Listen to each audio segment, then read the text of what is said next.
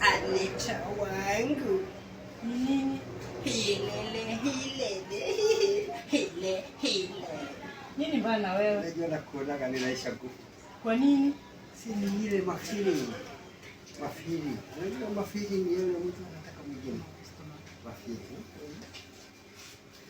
Unamaanisha nini? Si kumaanisha.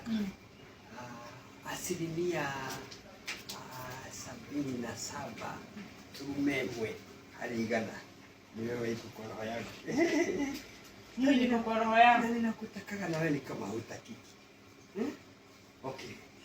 Kuna surprise. Gani hiyo? Nataka kukununulia kitu. Kitu. Kitu kwa gani yako? Ili ujue ninakupenda. Ile bofu, ile baya. Ile hata isemeki hata kushughulikika na masho huwezi ni ya kule ndani.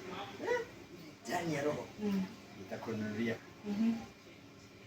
Kangumu KDF. Umekaa uniangalie ukaona nakaa kangumu. Sikukaa.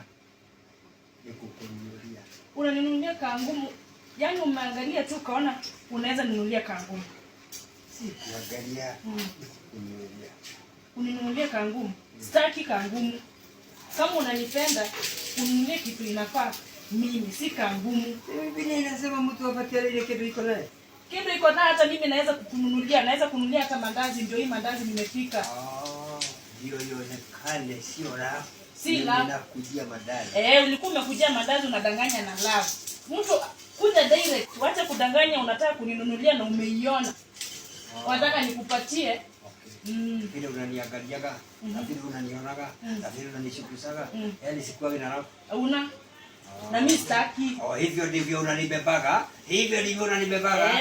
Okay. Wewe hiyo la pelekea mtu mwingine. Nibebe. Sitakubeba.